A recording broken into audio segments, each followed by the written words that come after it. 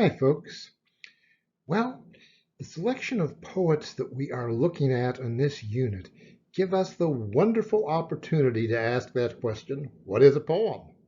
Hey, what is a poem? Thing that rhymes? Well, no, we know better than that. We better know better than that. So, what do we find? When we look at these four poets, well, talking about three of them, Frost tended to write very regular, very structured poetry. We can stop by woods on a snowy evening with a precise end rhyme and all of those things. Short narratives quite often employ end rhyme. Uses a regular pattern of meter through all of his poetry, including some blank verse. He's very approachable, structured, direct in that fashion. Now, from Carl Sandburg, we're looking at Chicago. And Chicago is also easily approachable. Why? Not because of simple structure, but because of a different kind. It is in a voice, that heavy personification, and that just sets itself to allow that voice and everything that comes through fits. It's free verse, definitely structured. The E. E. Cummings we're looking at. Oh, Cummings does weird things. He substitutes pronouns for expected words and such, and anybody lived in an anyhow town. He does things with spacing and running words together, like we'll look at with the Balloon Man. He does visual poetry, like one can see the leaf just, if I get my hand in the right place, there we go, can see the leaf just swooping down to the ground, and a leaf falls in loneliness. All of these things are poems. So, what describes a poem? What would we say describes a poem? Well, first thing that I'm going to say about it is that structure matters. Not that specific structure like Frost employs necessarily is the point, but rather structure matters. So, we look at these various things about poems.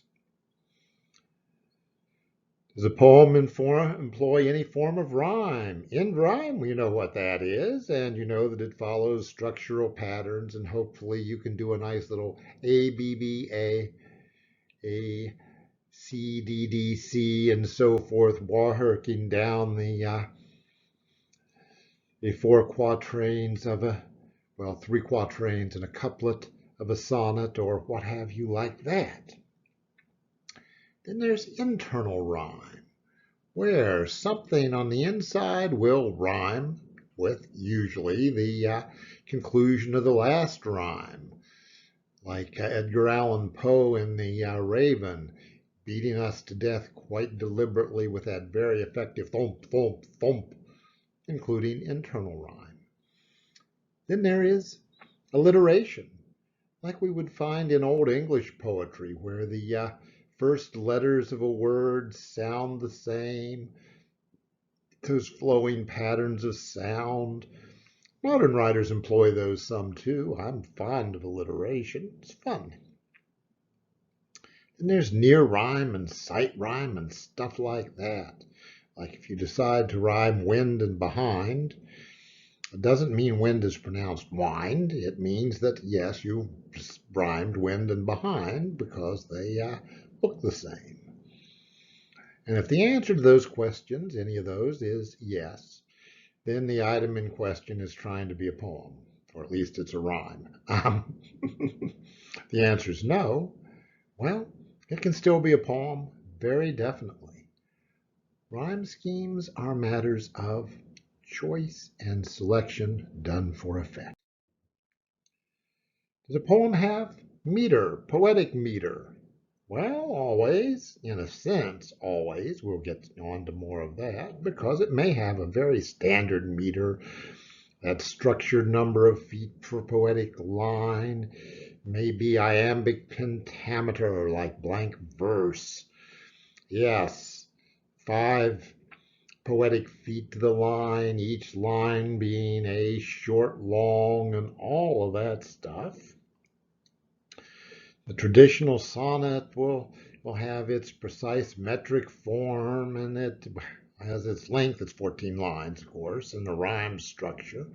There are bunches of other standard forms, and there are very structured, idiosyncratic forms, like Gerard Manley Hopkins and sprung rhythm. Then there's free verse. It would be wrong to say that free verse has no meter. Free verse has no regular meter. The structure will be whatever fits the poet's designs. Poet may go after long lines like Whitman. Long, long, longer. Goodness.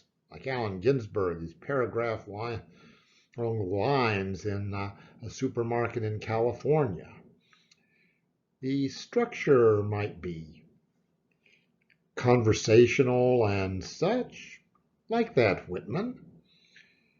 Reflective, or it could be a clipped, tightened structure where everything, words themselves, are crammed down to size.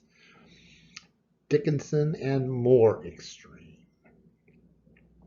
Poem may read almost like a piece of music, like Langston Hughes's The Weary Blues. Or the structure can be cacophonous, deliberate jolts, hard transitions, curious line structure. It can be physical or have physical structure. It can look like John Hollander's Swan and Shadow, in which you get a picture of a swan and the reflection of the shadow with words. It can float down like E. Cummings' Leaves, all the rest of these things, and this can be done at the expense of meter. Hey, it's legitimate. It's poetry if the meter matters by its presence or by deliberate devices that may exclude it or shift it.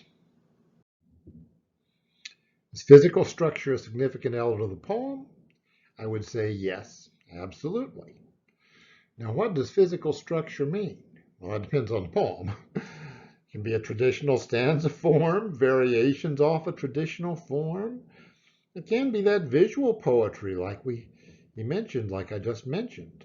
Concrete poetry where you've got this poem and then you look and there's a word making its way straight down the middle of the text or at the end line or something like that, and you're looking at that and going, that's curious, and such. And it can be any organic form chosen by the poet as appropriate to the piece. You can have, yes, line forms from free verse. You can have non-standard spacing, margins that jump in and out and jolt around, words that bounce down, all the rest of those things. Hey, if you're creating structure, physical structure, and we think of that when we think of poetry. Now, next question up. My absolute. A poem must employ imagery and or metaphor. Metaphor is the language of poetry.